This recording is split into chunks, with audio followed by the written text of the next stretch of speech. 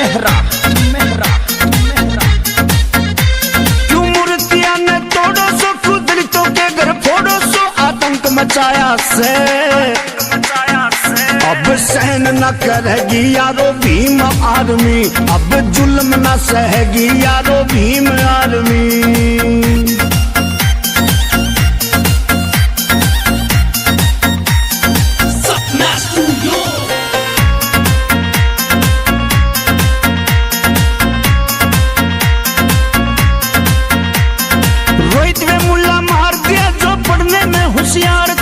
चंद्रशेखर करया जेल में छोरायो चमार का, चंद्रशेखर करया जेल में छोरायो चमार का। जय जय जय जय जय भीम, एक एक करके मारो सो, क्यों ज्यादा जुल्म गुजारो सो, ऐसा मिशन चलाया से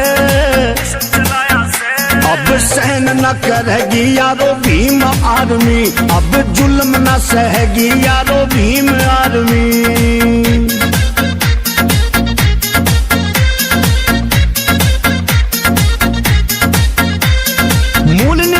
हम भारत के फिर भी डर के जीवे थे, घड़ा पाप का भर गया से हम घूट सबर की पीवे थे रे, घड़ा पाप का भर गया से हम घूट सबर की पीवे थे।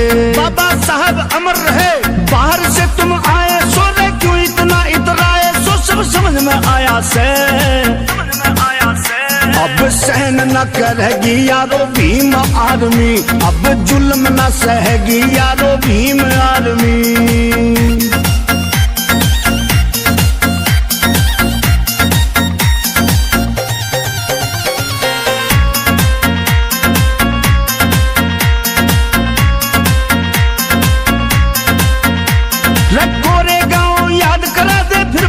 पछताओगे, सारा बहुजन खड़ा होया तो टोहे भी ना पाओगे, सारा बहुजन खड़ा होया तो टोहे भी ना पाओगे। पाखंडवाद खत्म करो, मंजित में रहा का फरमान, मत खो अपना सम्मान, सही टाइम आया से अब सहन न करेगी यारो भीम आर्मी, अब जुल्म न सहेगी यारो भीम आर्मी।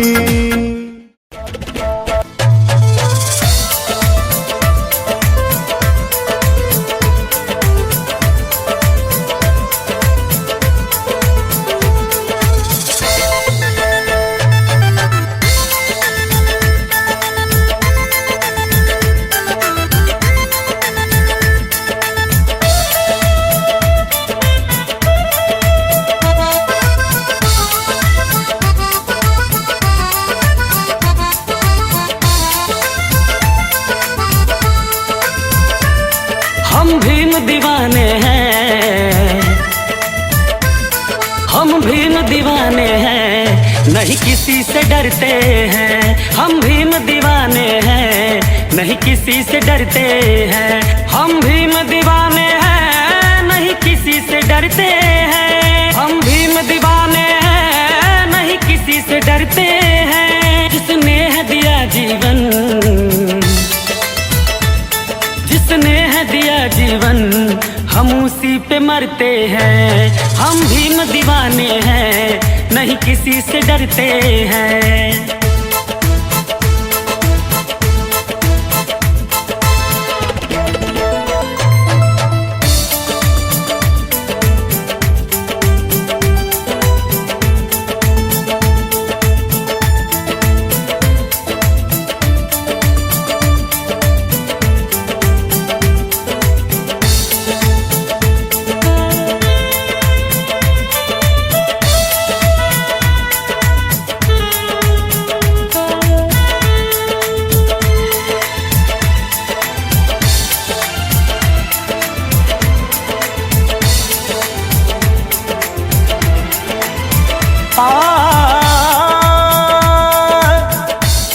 इस उजड़े चमन को खिलाया है भीम ने, बुद्ध का धम्म भी हमें दिलाया है भीम ने।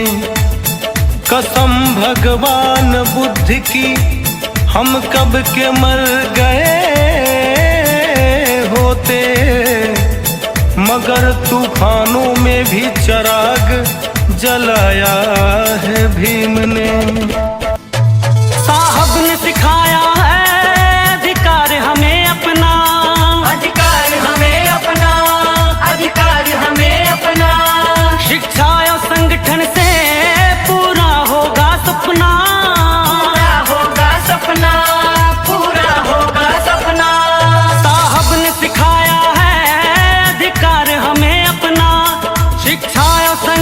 से पूरा होगा सपना, संघर्ष की शक्ति से, संघर्ष की शक्ति से फूलों सा निखरते हैं। हम भीम दीवाने हैं, नहीं किसी से डरते हैं। हम भीम दीवाने हैं, नहीं किसी से डरते हैं।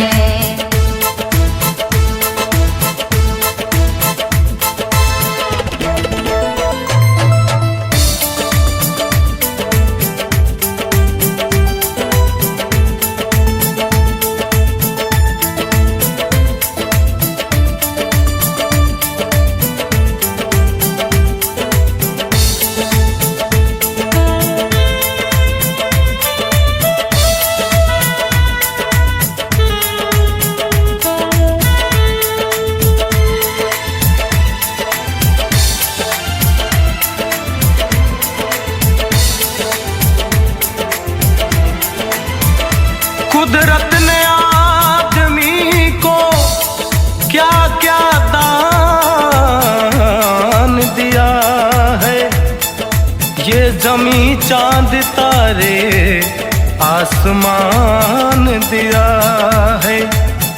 कुदरत से बड़ा दानी मेरा भीम है किरण। नमामि धम्मं नमामि संघं नमो तस्यै भगवतो अरहतो सम्मा सम्बुद्तस्यै नमो तस्यै भगवतो अरहतो सम्मा सम्बुद्तस्यै बुद्धं शरणं गच्छामि धम्मं शरणं गच्छामि संघं शरणं गच्छामि तुतीयामपि बुद्धं शरणं गच्छामि तुतीयामपि धम्मं शरणं गच्छामि तुतीयामपि संघं शरणं गच्छामि तृतीयामपि बुद्धं शरणं गच्छामि तृतीयामपि धम्मं शरणं गच्छामि तृतीयामपि संघं शरणं गच्छामि।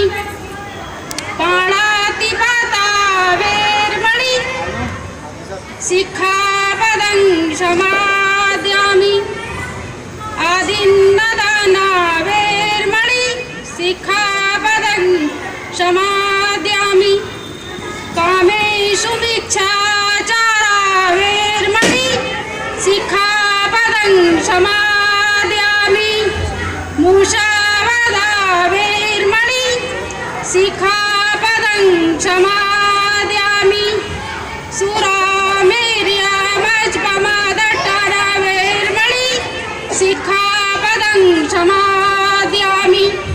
साधु साधु साधु।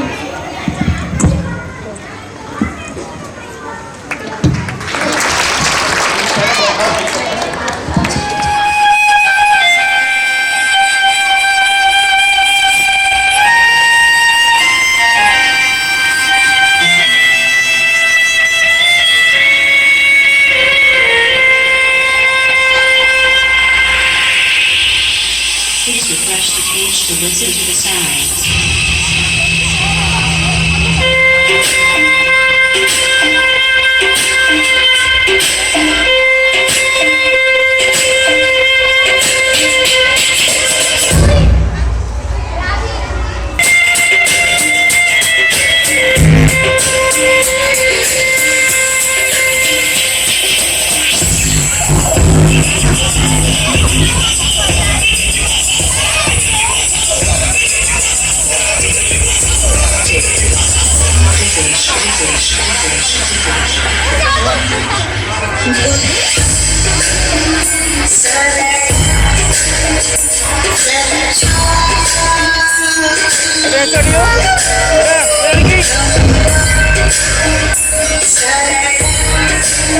हल्के से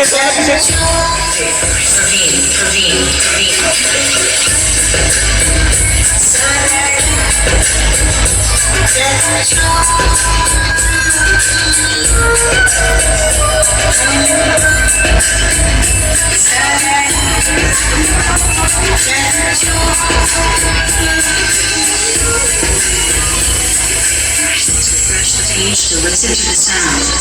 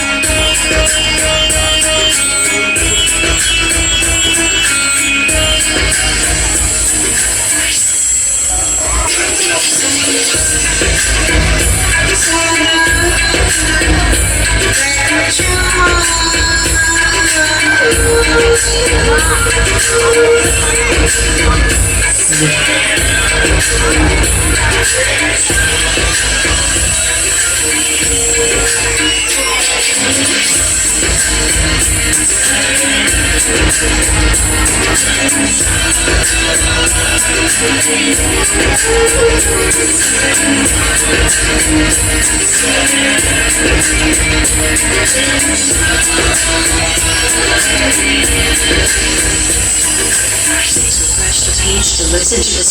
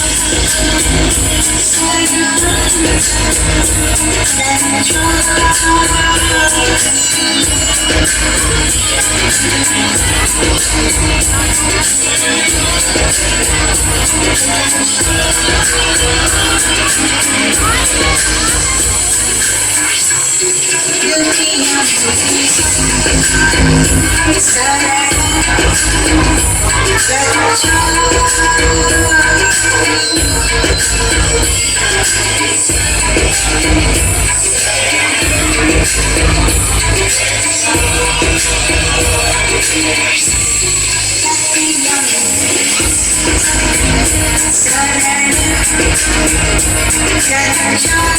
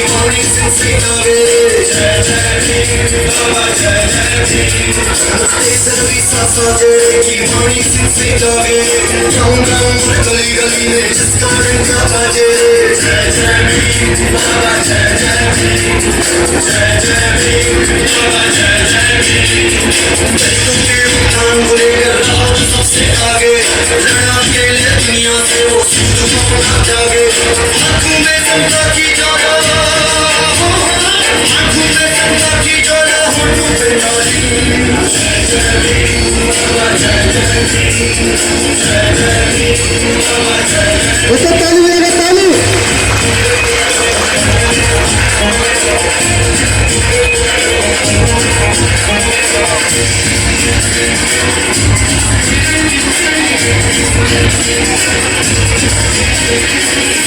की 1491 मसीहा जन्मा एमपी के मुकाम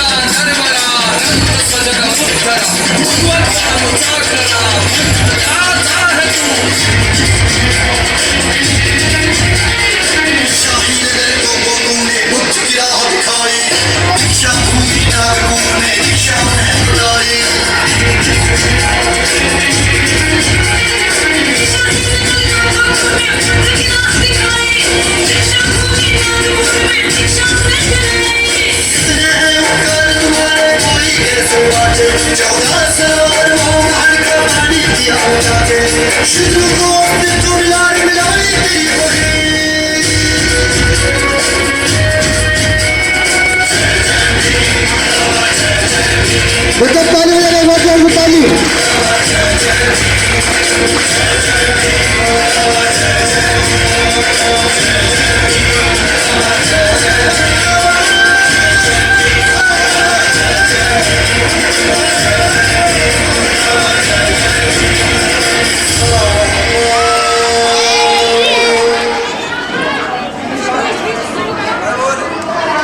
good morning all of you. आज मैं आप सभी के सामने कुछ बोलना चाहता हूँ। कर्मों से बनता है वजूद आदमी का, जाति तो नकलची पहचान है।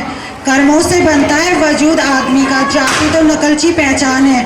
अगर ऊंची जाति से होती है श्रेष्ठता तो बताइए बाबा साहेब आज क्यों महान है।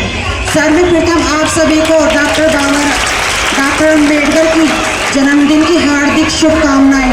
आज के इस कार्यक्रम में उपस्थित मुख्य अतिथि, विशिष्ट अतिथि एवं युवा शक्ति का अभिनंदन करता हूं। जैसा कि आप सभी जानते हैं कि आज का दिन हमारे लिए प्रेरणा का दिन है। जब भी हम लोग किसी युग निर्माता को, किसी महापुरुष को किसी विशेष दिन पर याद करते हैं तो हमारे मन में प्रेरणा जन्म लेती है। आज एक ऐसे महापुरुष की जयंती है जिसने पूरे भारत को नहीं पूरे विश्व में वो अपनी प्रतिभा से अचंभित कर दिया है। सबके व्यवहार भिन्न भिन्न है पर नीयत नेक होनी चाहिए। सबके व्यवहार भिन्न भिन्न है पर नीयत नेक होनी चाहिए। हर मकसद पूरा होगा, सबकी भावनाएं एक होनी चाहिए। हर मकसद पूरा होगा पर सबकी भावनाएं एक होनी चाहिए। ऊंच नीच का भेद नहीं, मानव मानव सब समान है। ऊंच नीच का भेद नहीं, मानव मानव सब समान है। हर मकसद ऊंच नीच का भेद नहीं, मानव मानव सब समान है। हर मकसद पूरा होगा, इसलिए बाबा साहेब आज महान है। धन्यवाद। आदरणीय प्रधानाचार्य जी, पूज्य गुरुजन एवं मेरे प्यारे दोस्तों, मेरा नाम लवी है। मैं कक्षा 6 की छात्रा हूँ। सबसे पहले मैं आप सभी को अम्बेडकर जयंती की शुभकामनाएं देना चाहती हूँ तथा ये अवसर देने के लिए आप सभी का धन्यवाद। आज मैं आप सभी के सामने अम्बेडकर जयंती के कुछ शब्द बोलना चाहती हूँ। इसमें कोई गलती हो तो मुझे माफ़ कर देना। जैसा कि हम सभी जानते हैं कि अम्बेडकर, डॉक्टर BR अम्बेडकर को भारत के संविधान के निर्माता के रूप में भी जाना जाता है कि उनका जन्म 14 अप्रैल 1891 ईस्वी के भारत के मध्य प्रदेश के इंदौर के समीप महानगर एक समाज सुधारक थे जिन्होंने महिलाओं के अधिकारों को, मजदूरों के अधिकारों को वकालत की। मैं अपने शब्दों को ही नहीं विलंब देती हूँ। जगी दिव्य प्रभारत्न सफल केले जिद्दीने सारथी प्रयत्न तुझी विचारधारा अखंड देशनारा आसमंती घुमे हानिना स्पंदनाची पुकारे बाबासाहेब जिंदाबाद।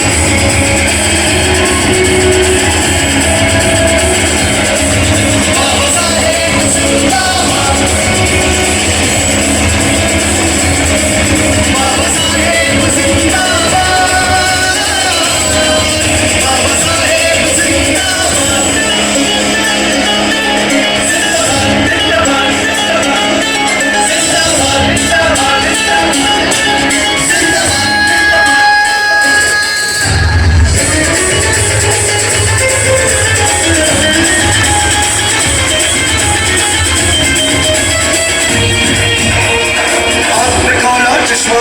हाथ में उनके ताली बजाकर ताली। संविधान जलाए लोकतंत्र की ज्योति।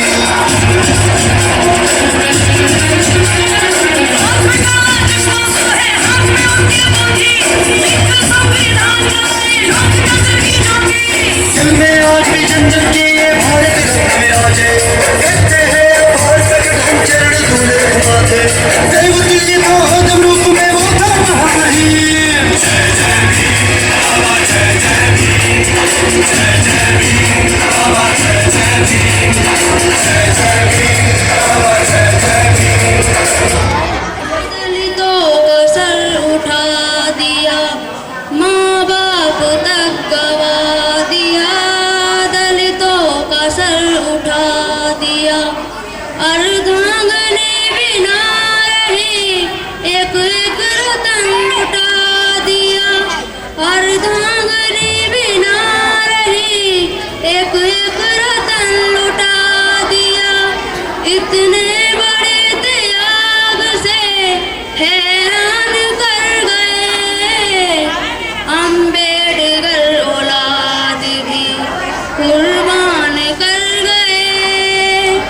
अम्बेडकर औलाद भी कुर्बान कर गए। कितना दर्द समाज के खातिर वो जल गए। कितना दर्द समाज के खातिर वो जल गए। बच्चे नादान चार थे, बेइलाज मर गए। शिक्षित मेरा समाज वो फरमान कर गए। अम्बेडकर औलाद भी कुर्बान कर गए। अम्बेडकर औलाद भी कुर्बान कर गए। चिंता न की औलाद की, सब कुछ गवा दिया।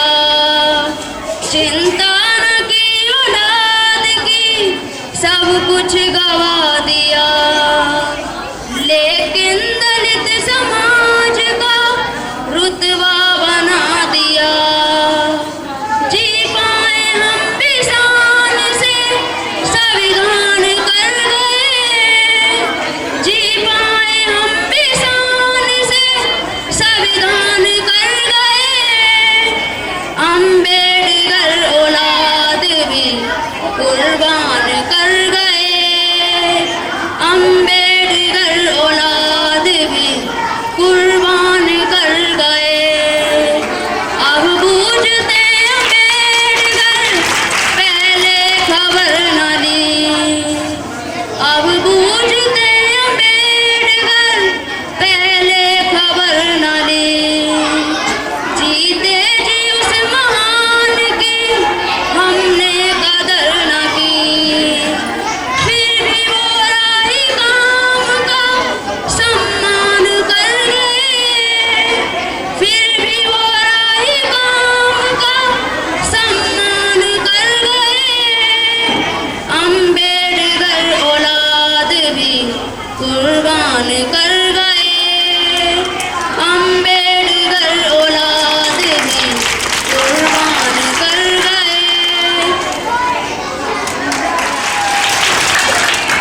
अगला प्रोग्राम है भीम आर्मी।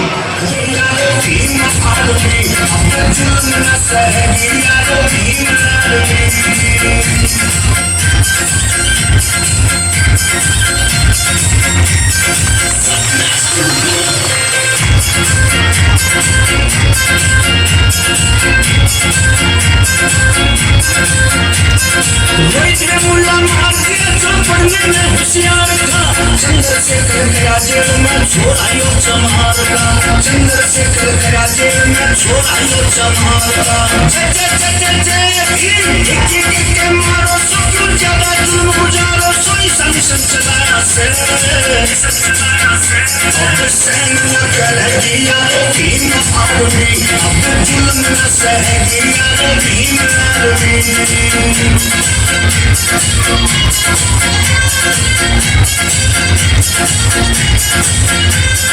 मूल निवासी हम भारत के फिर भी करके जीवे थे, बड़ा पाप का भैया से हम भूख सबर की पीवे थे, बड़ा पाप का भैया से हम भूख सबर की पीवे थे।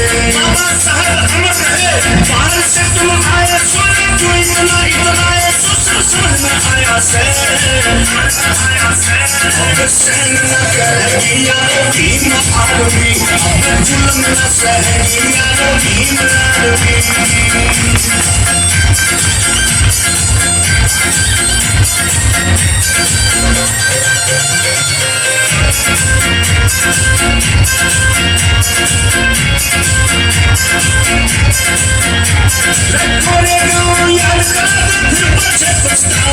साला दोस्त खड़ा होया तो तोहे भी ना पाओगे, साला दोस्त खड़ा होया तो तोहे भी ना पाओगे। बात खत्म करो, जितना रहता फरमान मत खोलो अपना सम्मान, सच्चाई में आया से अब सहन न करेगी यारो भीम आर्मी, अब जुल्म न सहेगी यारो भीम आर्मी। देश की धरती पर ऐसा भी दौर आया था, सर पर ना किसी दलित के छत का ना साया था, हुआ जुर्म डगर डगर सब उसके मगर, अपनी गरीबी के आगे वो बेबस नजर आया था। अमीरों का दिया अत्याचार सहा था उसने, फिर भी 2 वक्त की रोटी कमाना पाया था। फिर एक रोज हुआ चमत्कार इस धरती पर, बनकर मसीहा खुदा धरती पर उतर आया था। ये अब हमने जुल्म सह लिया, अब नहीं, ये कहते कहते डॉक्टर भीमराव अम्बेडकर आया था। धन्यवाद। जो धर्म जन्म से एक को श्रेष्ठ और दूसरे को नीचा बनाए रखने वह धर्म नहीं गुलाम बनाए रखने का षड्यंत्र है। जब तक सूरज चांद रहेगा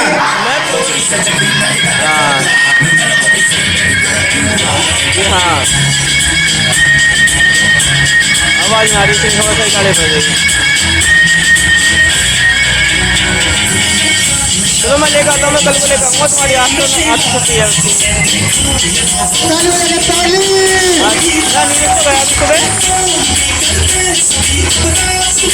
हाँ सुबह आने सुबह को निकल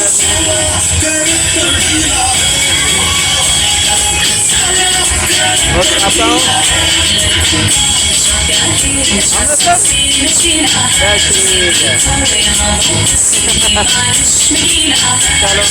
चलो मैं फिर लोगों का तुम्हारे पास थोड़ा सा नहीं लग रहा हूँ। चलो करो आप दिखाओ।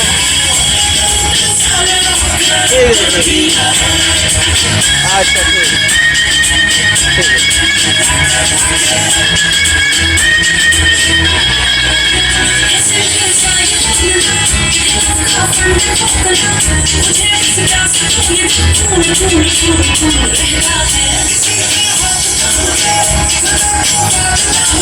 ताली लगाते हुए ताली।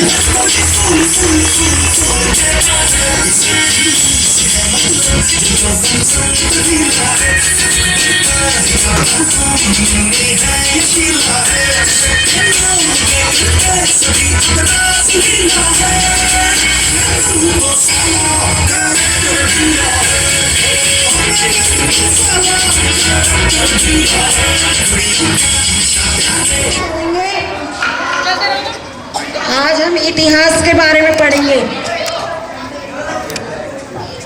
अरे क्या हुआ, तुम सभी ऐसे खड़े क्यों हो गए? ये नीच जाति का, हम इसके साथ बैठकर नहीं पढ़ेंगे। नहीं पढ़ेंगे। भीम और आनंद, तुम दोनों पीछे बैठ जाओ और तुम सभी अपनी जगह पर बैठो।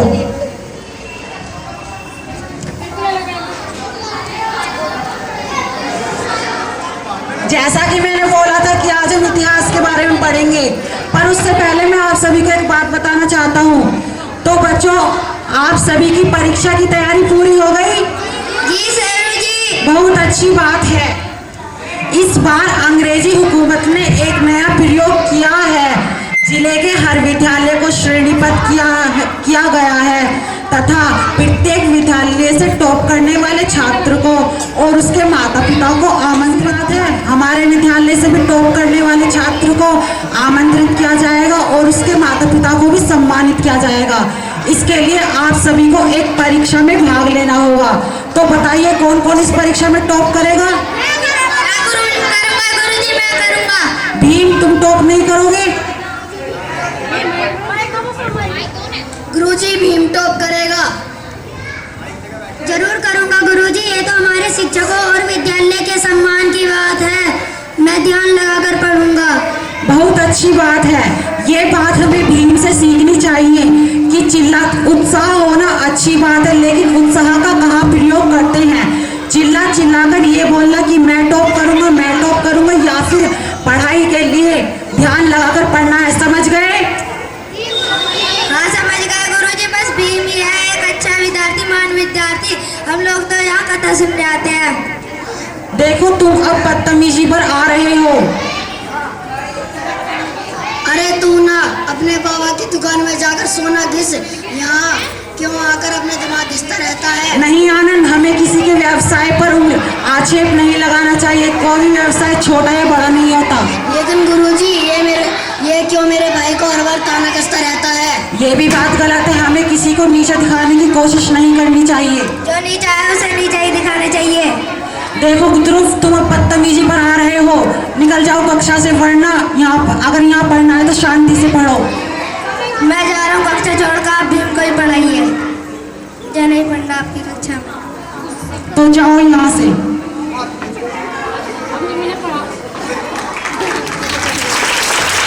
तो बच्चों, इससे पहले मैंने आपको, ये क्या हो रहा है? क्या हुआ, क्या दिक्कत है? ये नीचे जाने वाले यहाँ नहीं पढ़ेंगे, यहाँ पढ़ेंगे, तुम्हारे बच्चे नहीं पढ़ेंगे। सेठ जी, आप ये क्या कह रहे हैं? शिक्षा पाने का अधिकार सभी को है। शिक्षा सभी के बच्चों के लिए एक समान होती है। शिक्षा के बीच में जात पात नहीं आती। जो पूछना है मुझसे पूछिए। हम इस विद्यालय को छोड़ कर चले जाएंगे, लेकिन एक शर्त पर। बताइए। आप मेरी कक्षा की किताब में से कोई 5% पूछिए। अगर मैंने आपके 5% का उत्तर सही दिया तो आप इस विद्यालय में कभी नहीं आएंगे। अगर हमने इस 5% का उत्तर गलत दिया तो हम इस विद्यालय को अभी इसी वक्त छोड़कर चले जाएंगे। ध्रुव, पूछते कहलाए। मुझे पूछ सकते हैं। 13 स्वर, 33 व्यंजन और 4 अवयव हैं। कुल मिलाकर 50 वर्ण हैं। क्यों सेठ जी, आप क्या इसके कान उखाड़ोगे? दूसरा प्रश्न पूछिए।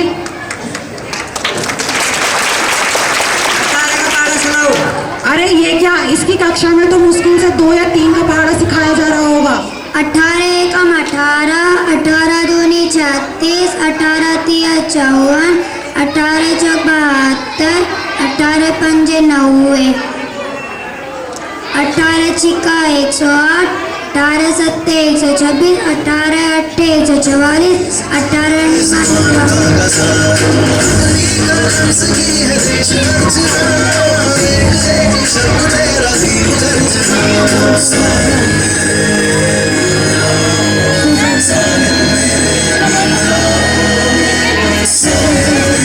थोड़ा सा आगे हो।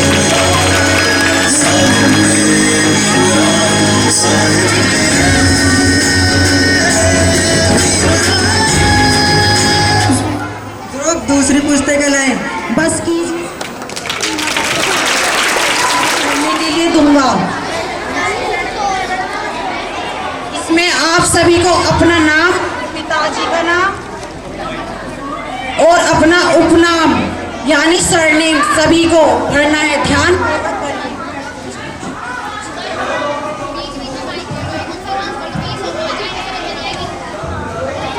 सभी बच्चे शांति से देखिए प्रोग्राम को, कोई भी बच्चा शोर नहीं मचाए। जितने भी बच्चे स्कूल के नीचे खड़े हैं वो छत पर पहुंच जाएं।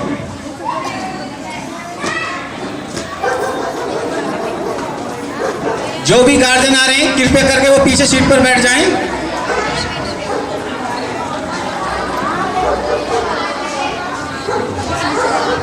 क्या हुआ भीम?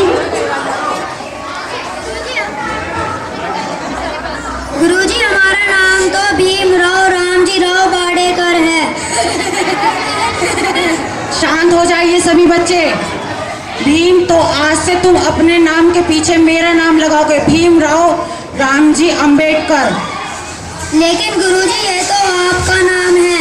तो भीम, तुम ही तो कहते हो कि ये बच्चे मुझे मेरे असली नाम से चिढ़ाते हैं, तो आज से तुम मेरा नाम अपने नाम के पीछे लगाओगे तो ये बच्चे तुम्हें तुम्हारे नाम से नहीं चिढ़ाएंगे। तो लीजिए गुरुजी, आप ही भर दीजिए मेरा फॉर्म।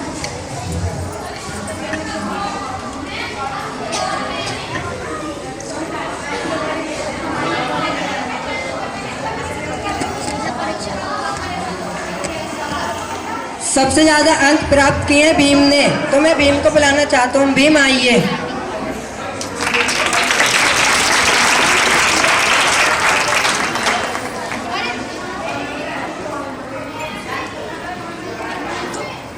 ये लीजिए आपका इनाम। धन्यवाद गुरुजी। क्या तुम कुछ कहना चाहते हो? जी गुरुजी, आपने भीम को जानबूझकर ज्यादा अंक दिए हैं। यह नीति जाति का है, जिससे आपका सम्मान बढ़े।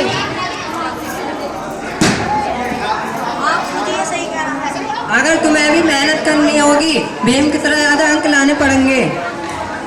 भीम, तुम्हें कुछ कहना है? जी गुरुजी, पहले तो मैं अपने गुरुजनों का धन्यवाद करना चाहता हूँ, जिन्होंने मुझे अपना उपनाम दिया। धन्यवाद गुरुजी। फिर दूसरी बार कहना चाहता हूँ, मैं उन्हों का भी धन्यवाद करना चाहता हूँ जिन्होंने मेरा साथ दिया। मैं उन्हों का भी धन्यवाद करना चाहता हूँ जिन्होंने मेरा साथ तो दिया, लेकिन अपनी जाति की दूरी बनाए होते।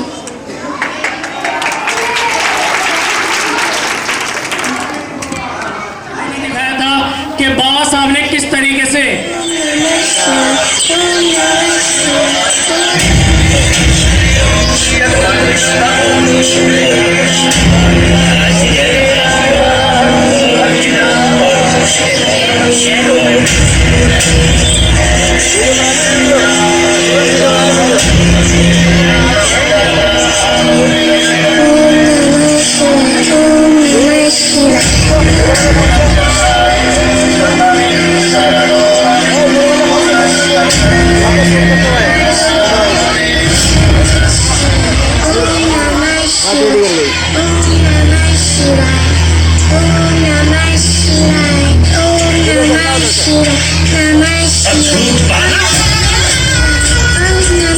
ओम नमः शिवाय का जाप एक शूद्र की जुबान से।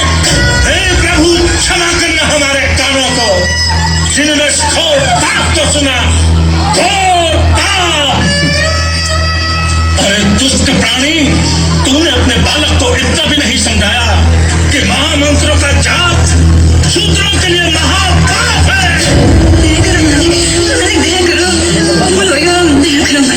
अब इस बालक के कारण गांव में अकाल पड़ेगा, सूखा पड़ेगा, महामारी फैलेगी, गांव वाले त्राही करेंगे।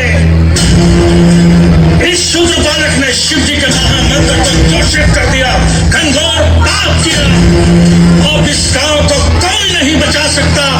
क्षमा करो प्रभु, क्षमा करो इस गांव को, रक्षा करो प्रभु, रक्षा करो प्रभु।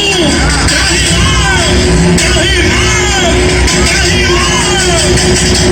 दूर करो दुष्ट पापी बालक को, दूर करो। भाइयों, इस पापी के पापों की सजा पूरे गांव को भुगतने नहीं देंगे हम। पंचायत बुलाई जाए।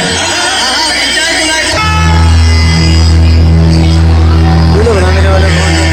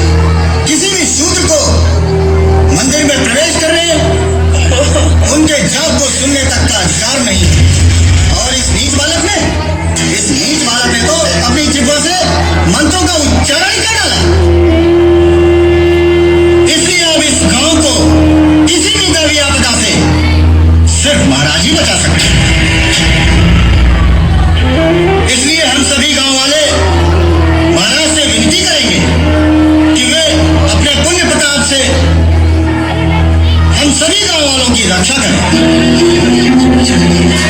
महाराज का अंतिम निर्णय ही हम सभी पंचों का निर्णय होगा।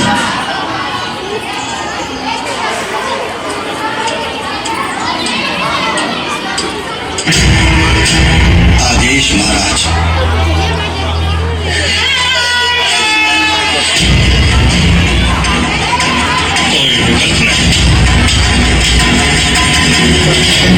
जो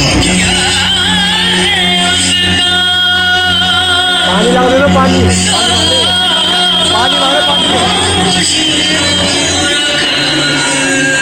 महाराज ने इस विपदा से निपटने के लिए जप और ध्यान शुरू कर दिया है। इसके लिए महाराज ने यह तय किया है कि एक बड़े यज्ञ का आयोजन किया जाए, परंतु केवल यज्ञ करने मात्र से ही इस विपदा को नहीं टाला जा सकता। इसलिए इस पापी की पाप की सजा से इस पूरे गांव को मुक्त कराने के लिए बालक की हुई सिफर को जिस जिफा से उसने मंत्रों को दूषित किया, खंडित कर दिया जाए, अर्थात बालक की हुई सिफर को काट दिया जाए।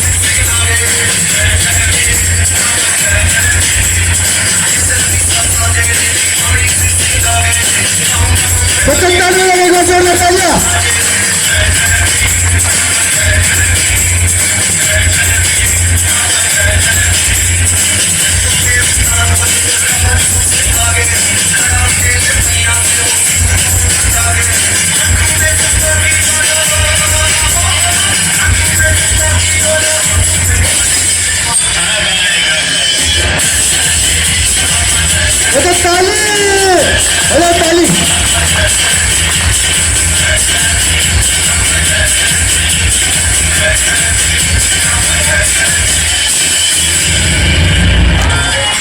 हर पहलू जिंदगी का इम्तिहान होता है। डरने वाले को मिलता नहीं कुछ, जिंदगी में लड़ने वाले के कदमों में ये जान होता है। शेर आगे छलांग मारने के लिए एक कदम पीछे हटाता है। इसलिए जब जिंदगी आपको पीछे धकेल रही हो तो घबराए नहीं, क्योंकि जिंदगी आपको ऊंची छलांग देगी। जो संघर्ष की राह पर चलता है वही संसार बदलता है। जिसने रातों से जंग जीती सूर्य बनकर वही निकलता है। ऐसे काम करो जिससे पहचान बन जाए, चलो ऐसे की निशान बन जाए। अरे जिंदगी तो हर कोई काट सकता है, अगर दम है तो ऐसे जियो की मिसाल बन जाए। शोर मचाने से सुर्खियां नहीं मिलती, अरे शोर मचाने से सुर्खियां नहीं मिलती। कर्म ऐसे करो कि खामोशियां भी अखबारों में छप जाए। व्यक्ति के अंदर इतना दिमाग कैसे हो सकता है? एक महापुरुष इतना दृढ़ निश्चय वाला कैसे हो सकता है? मैं चाहती हूँ कि इस कहानी को आप ध्यानपूर्वक सुनिएगा। जब बाबा साहब पहली बार लंदन से बैरिस्टर बनकर कोर्ट में कदम रखा तो जितने भी कोर्ट के अंदर वकील थे सभी ने बाबा साहब को पहचान लिया और कहा,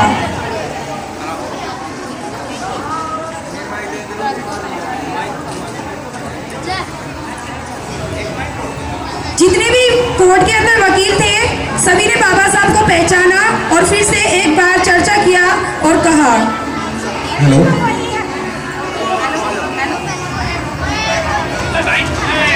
हेलो हेलो। थोड़ी नीचे बैठ जाओ, नीचे बैठ जाओ, नीचे बैठ जाओ। महापुरुष दलितों का मसीहा बाबा साहब आज काला कोट पहनकर हमारी कचहरी के अंदर आ गया। अरे तुमने ठीक कहा, ये तो वही है। बेटा थोड़ा साइड में हो जा तू। बाबा साहब अपनी बैठने की जगह ढूंढने लगे। देखिए वो किस तरह से अपनी जगह ढूंढ रहे थे, क्योंकि उनको मालूम नहीं था कि मुझे कहाँ पर बैठना है। जब बाबा साहब अपनी बैठने की जगह ढूंढते ही रहे तो जहाँ पर दो वकील बैठे हुए थे जिन्होंने अभी बाबा साहब को कुछ कहा था, उनमें से एक वकील ने जवाब दिया, हेलो बैरिस्टर, तुम तो बहुत पढ़े लिखे विद्वान लगते हो। यदि तुम अपने दुकान कहीं बाहर भी लगाओगे तो तुम्हारा ठेका वहाँ भी चल जाएगा। बाबा साहब ने मेरे प्रियो मुस्कुराते हुए कहा, तुमने ठीक कहा। तभी बाबा साहब कचहरी के बाहर जाकर अपना ठिया जमाया।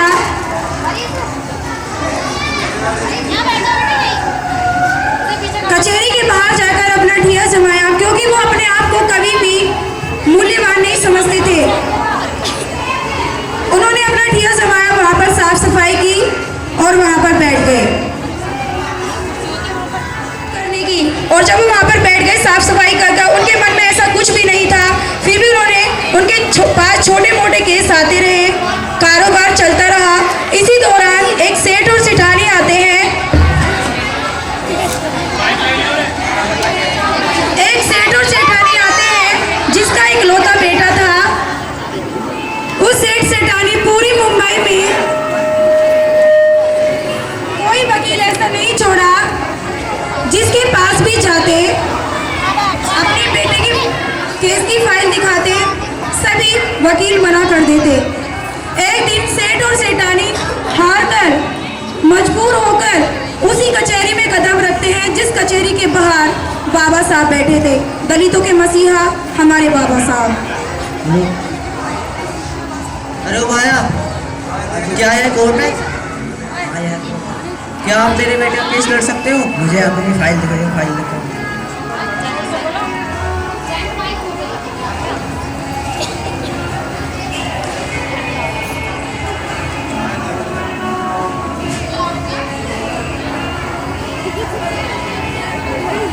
नहीं, मैं आपका केस नहीं लड़ सकता। देखिए मेरे प्रियो, एक वकील ने मना कर दिया क्योंकि वो अपनी शिक्षा पर घमंड करता था। तभी सेठ परेशान होकर दूसरे वकील के पास पहुंचा। देखिए दूसरे वकील ने क्या कहा। सर, क्या आप मेरे बेटे का केस लड़ सकते हो? मुझे अपनी फाइल दिखाइए, मैं फाइल देख के ही बताऊंगा।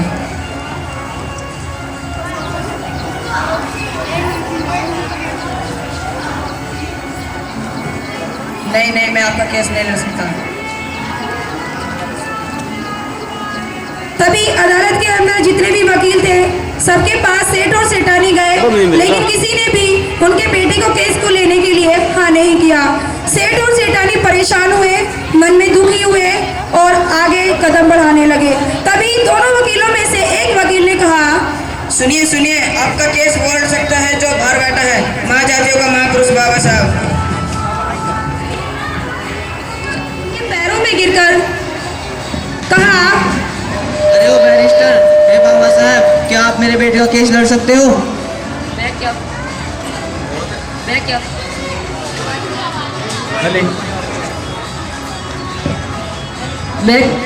मैं क्या मदद कर सकता हूँ? मुझसे बड़े बड़े वकीलों ने आपके बेटे का केस लड़ने के लिए मना कर दिया, तो मैं क्या कर सकता हूँ? मैं एक पिता हूँ, मेरा एक बेटा है, मेरा इतना बड़ा कारोबार है, इसे कौन संभालेगा? अगर मेरे बेटे को फांसी हो गई मैं तो यह सदमा सहन कर लूँगा, मगर मेरी सेठानी ये सदमा सहन नहीं कर पाएगी और मेरे घर से दो लड़कियाँ निकलेंगी। आप मेरे बेटे को बचा लीजिए। तभी बाबा साहब को अपने बचपन की बात याद आती है, एक ऐसी बात जो उनकी माता ने उनसे बचपन में कही थी कि बीमा, जब किसी लिए झूठ भी बोलना पड़े तो संकोच मत करना। इतने में ही बाबा साहब ने सेठ से फाइल देखने के लिए कहा।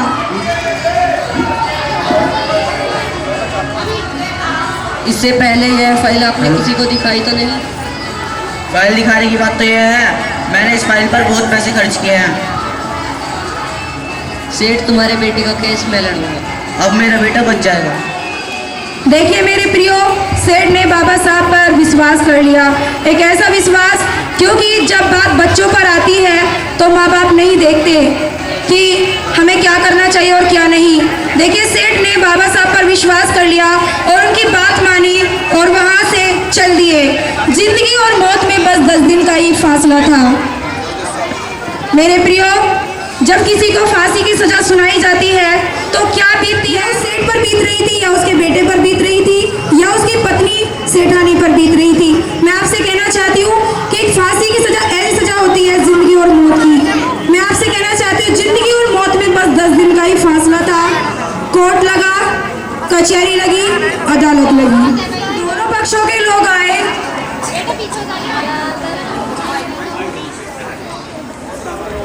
कोर्ट लगा, कचहरी लगी, अदालत लगी, दोनों पक्षों के लोग अदालत में मौजूद थे। बैठ जाइए।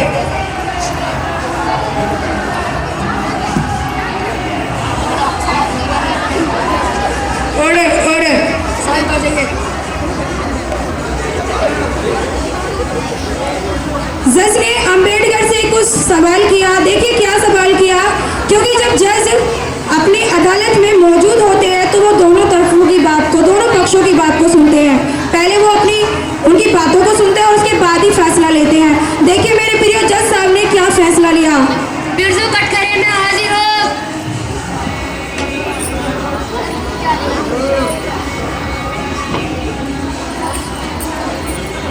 जिसको फांसी की सजा सुनाई गई थी उसका नाम बिरजू है और वो कटघरे में मौजूद होता है। और देखिए जज साहब बाबा साहब से कुछ सवाल करते हैं। तुम कुछ दलील देना चाहते हो? नहीं। बाबा साहब ने मना कर दिया। मेरे प्रियो, देखिए सेठ मन में दुखी हुआ। क्यों दुखी हुआ?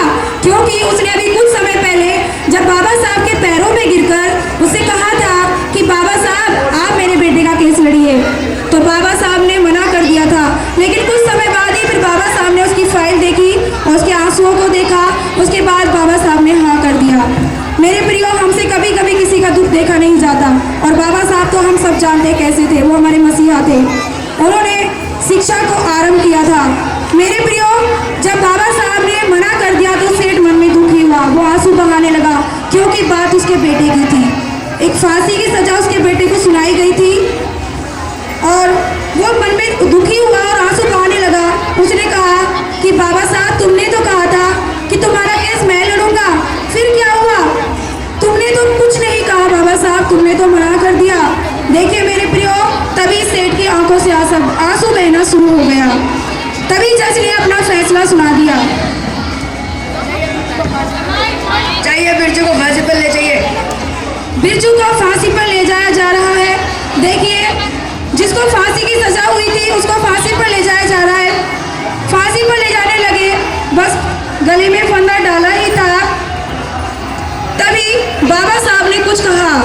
रुक जाइए जज साहब, मैं एक बात कहना चाहता हूँ। कहिए, क्या कहना चाहते हो? देखिए मेरे प्रियो, बाबा साहब जो यहाँ पर, एक व्यक्ति के अंदर इतना दिमाग कैसे हो सकता है?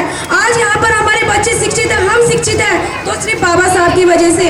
आज जो यहाँ पर आपके सामने वो सवाल बोलना चाहते हैं, आप उसको ध्यानपूर्वक सुनिएगा और इतना ध्यान से सुनना, क्योंकि उसमें एक ऐसा पॉइंट है जिसको आप ध्यान सुनेंगे तो हो सकता है आपके आंखों से आंसू भी आ जाए। उन्होंने किस तरह से उस बच्चे की जान बचाई जिसको फांसी की सजा दी गई थी। कहिए, क्या कहना चाहते हो? कि आपने बस फांसी की सजा ही तो दी है, मौत की सजा तो नहीं। इतना सुनकर जब बाबा साहब ने कहा कि आपने तो फांसी की सजा ही तो दी है, मौत की तो नहीं, तो आप कैसे इसे फांसी दे सकते हैं? समझ में आ रहा है आपको क्या बोला बाबा साहब ने? कि आपने तो इसको फांसी की तो सजा दी है, मौत की तो नहीं, तो आप कैसे इसको फांसी दे सकते हैं? तो मेरे प्रियो क्लैपिंग तो बनती है, ताली बजाइए जोर से। इस तरह से बाबा साहब बच्चों के पास जाते हैं और गले से फंदा निकालते हैं और उसको सेठानी के पास लेकर जाते हैं जो बिरजू की माता थी। और उस समय सेठानी आंखों से आंसू बह रहे हैं, क्योंकि उसके बेटे की जान अभी कुछ समय पहले जाने वाली थी लेकिन बच जाती है। तो देखिए, इस तरह से बाबा साहब ने एक बच्चे की जान बचाई और जान बचाने के बाद वहाँ पर जितने भी लोग मौजूद थे, वकील थे, वो सब सोच में रह गए कि एक व्यक्ति के अंदर इतना दिमाग कैसे हो सकता है। मेरे प्रियो, मैं आपसे कहना चाहती हूँ कि बाबा साहब एक ऐसे महान पुरुष थे जिनसे हमें सीख मिलती है कि हमें संघर्ष करना है, संगठित रहना है। हमें इससे यही प्रेरणा मिलती है, संघर्ष करो, संगठित रहो, शिक्षित बनो। जय हिंद।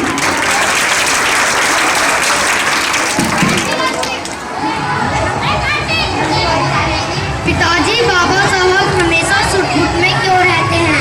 बेटा, क्योंकि उन्हें लगता था कि मेरा समाज भी अच्छे कपड़े पहने। यदि मैं सूट बूट में रहूंगा तो मेरा समाज भी मुझे आदर्श मानकर वह खुद भी सूट बूट में रहेंगे।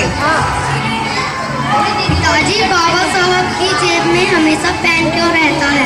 बेटा, जेब में पेन होने का मतलब है पढ़ने लिखने का सबसे जरूरी काम। अरे वो सिर्फ पेन नहीं, वो तो पीड़ित शोषित लोगों को गुलामी से मुक्त कराने की आधुनिक तलवार है। बाबा साहेब ने उसी पेन से अपना भारतीय संविधान लिखा। पिताजी, बाबा साहब उंगली कहाँ और उनके हाथ में? हेलो,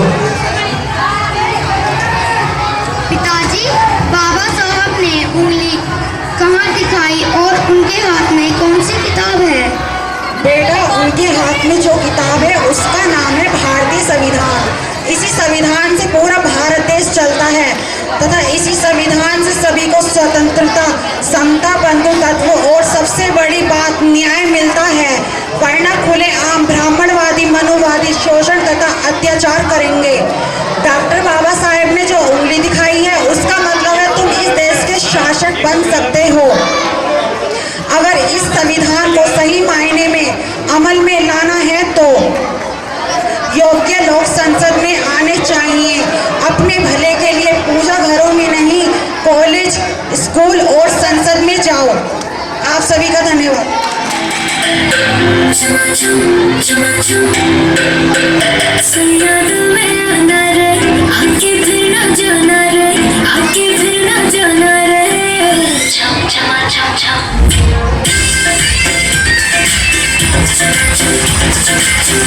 ताली हो जाकर ताली।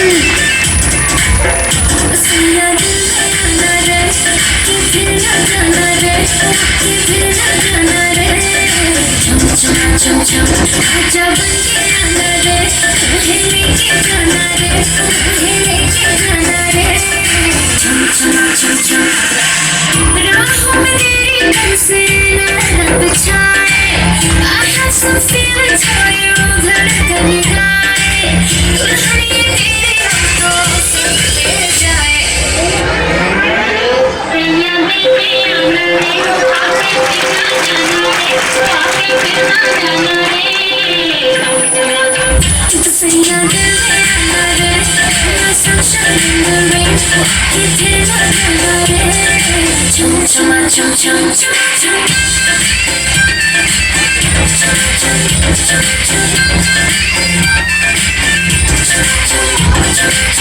थोड़ी थोड़ी छेड़ होगी, थोड़ा थोड़ा प्यार होगा, थोड़ी थोड़ी छेड़ होगी, थोड़ा थोड़ा प्यार होगा, कभी इकरार होगा, कभी इनकार होगा, कभी इकरार होगा, कभी इनकार होगा, तेरा मनाना मेरा रूठ जाना रे, सैया दिल में आना रे, ताली बजा के ताली, फिर ना जाना रे, चम चमा चम चम।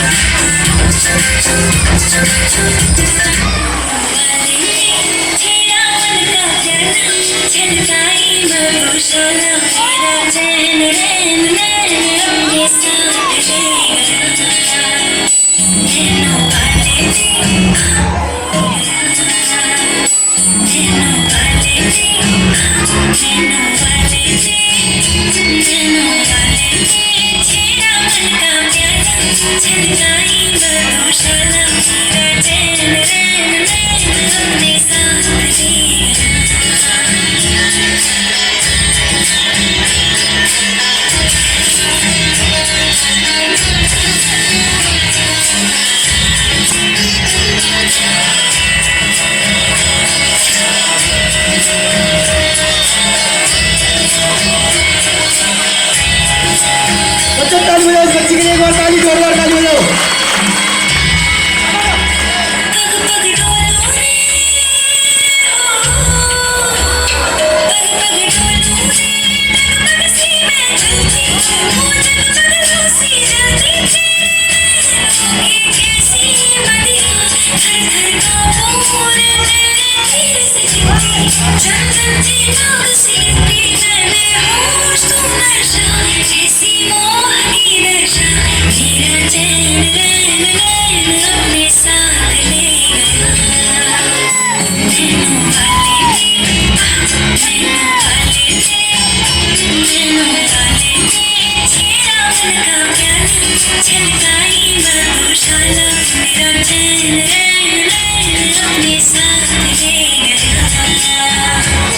ताली बजाओ।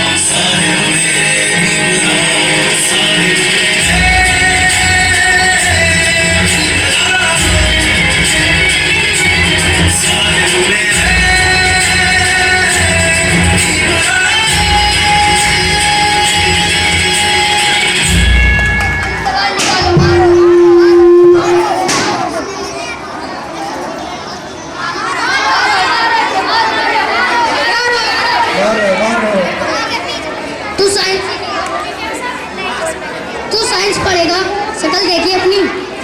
अबे छोटी जाति का व्यक्ति होकर जिस माइक्रोस्कोप में अपनी आंख डालकर देखेगा, उसमें मैं अपनी आंख डालकर देखूं। सच कहते हैं ये लोग, छोटी जाति के व्यक्ति हमारे जूती के बराबर होते हैं। उन्हें हमारी जूती की भाषा ही समझ में आती है।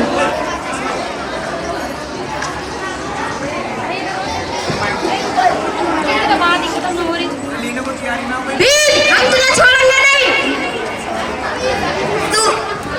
तूने हाथ कैसे लगाया जोशी को?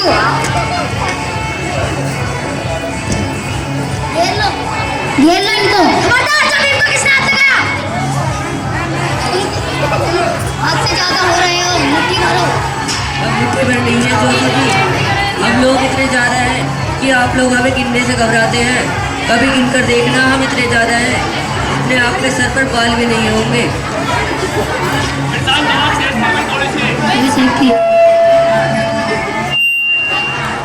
क्यों लड़ रहे हो आपस में? मुझे कोई कुछ बताएगा भी?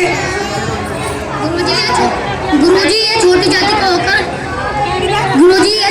का होकर साइंस पढ़ेगा, इससे हमारी पवित्रता भंग हो जाएगी। मैंने पहले ही कहा था कि भीम को दाखिला मत दो। अगर लेना भी है तो साइंस में मत पढ़ने दो। यह उचित नहीं है, शिक्षा सभी के लिए है, इसे धर्म जाति से मत जोड़िए। क्यों न जोड़े? और बाकी ऊंची जाति के लोग क्यों न जोड़े? और बाकी सैकड़ों लोग ऊंची जाति के हैं जिनके बल पर हमारा स्कूल चलता है। मेरे पास जो भी आएगा मैं सबको पढ़ाऊंगा। सिर्फ विज्ञान ही क्यों, इतिहास और भूगोल क्यों नहीं?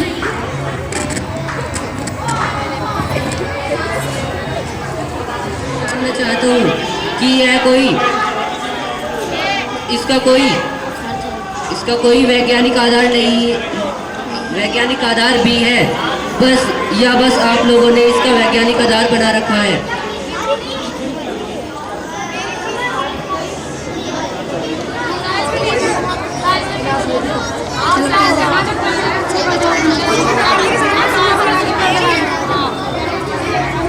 अब साइंस की कक्षा शुरू होएगी, साइंस पढ़ेंगे। छात्र, क्या आप जानते हैं प्रकृतियों के पंचतत्व कौन कौन से हैं? नहीं गुरुजी। नहीं जानते तो मैं आज आपको समझाऊंगा। पहला भूमि का अर्थ है धरती।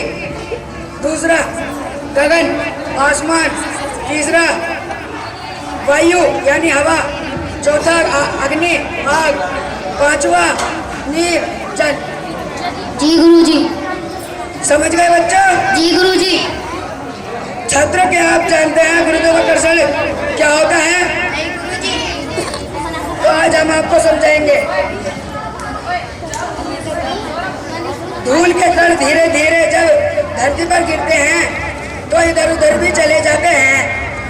अंत में धरती पर आकर गिरते हैं। जो लोहे के कण होते हैं वो जमीन पर आगे जल्दी गिर जाते हैं। देर से और धूल के कण जल्दी के, लोहे के कण जल्दी और धूल के कण देर से क्यों गिरते हैं? तुम्हें कक्षा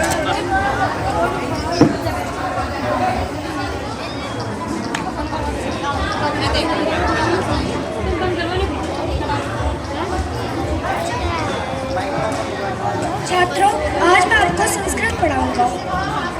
आज हम पढ़ते हैं हिंदी, संस्कृत में हिंदी को अनुवाद करना। छात्रों, पता है आपको? नहीं गुरुजी। हम बताते हैं। मुझे पता है। बताओ। राम पठंती। इधर आओ। क्या लिखा है तुमने किताब में?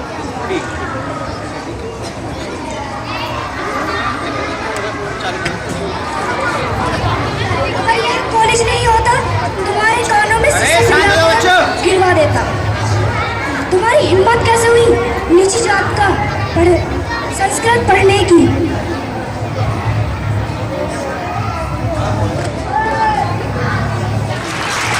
इस कहानी का यही समापन होता है।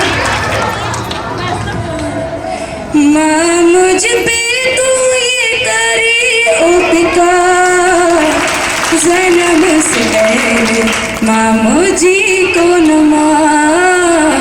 जन्म से पहले माँ मुझे को नमा।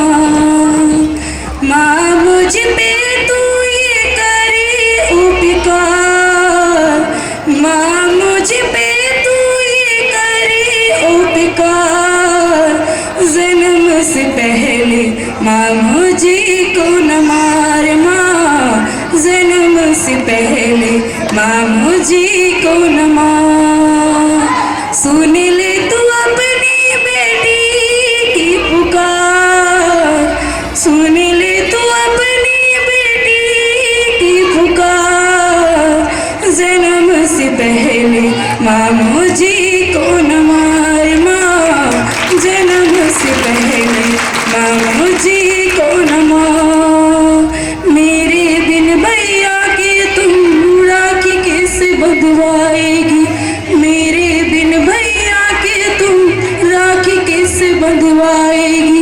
मुझको मारेगी तो माँ बहू कहाँ से लाएगी, मुझको मारेगी तो माँ बहू कहाँ से लाएगी। मेरे बिन भैया के तुम राखी कैसे बंधवाएगी, मुझको मारेगी तो माँ बहू कहाँ से लाएगी। मैं बेटी हूँ बेटा नहीं, क्या यही मेरा दोष है। मैं बेटी हूँ बेटा नहीं, क्या यही मेरा दोष है। कुदरत का वरदान हूँ मैं, तुझको क्यों अब अफसोस है। कुदरत का वरदान हूँ मैं, तुझको क्यों अब अफसोस है। मैं बेटी हूँ बेटा नहीं, तुझको क्यों अब अफसोस है। कुदरत का वरदान हूँ मैं, तुझको क्यों अफसोस है। हाथ जोड़ के मैं तुझसे करती हूँ गुहार, हाथ जोड़ के मैं तुझसे करती हूँ गुहार।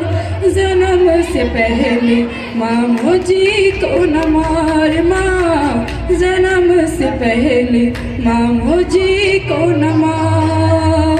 सुन ले तू अपनी बेटी की पुकार, सुन ले तू अपनी बेटी की पुकार। जन्म से पहले माँ मुझे को न मार, माँ जन्म से पहले माँ मुझे को न पा। मेरी विनती है ये माँ, पापा को भी बना ले तू। मेरी विनती है ये माँ, पापा को भी मना ले तू। तू भी किसी की बेटी है, बेटी मुझे मना ले तू। तू भी किसी की बेटी है, बेटी तुझे मना ले तू। माँ मेरी विनती है माँ, पापा को भी मना ले तू। तू भी किसी की बेटी है, बेटी मुझे मना ले तू। मैं बेटी और माँ और दुल्हन मुझसे है परिवार, मैं माँ बेटी और दुल्हन मुझसे है परिवार। जन्म से पहले माँ मुझे को न मार, माँ जन्म से पहले माँ मुझे को न मार। सुन ले तू अपनी बेटी की पुकार, सुन ले तू अपनी बेटी की पुकार। जन्म से पहले माँ मुझे को न मार, जन्म से पहले माँ मुझे को न मार।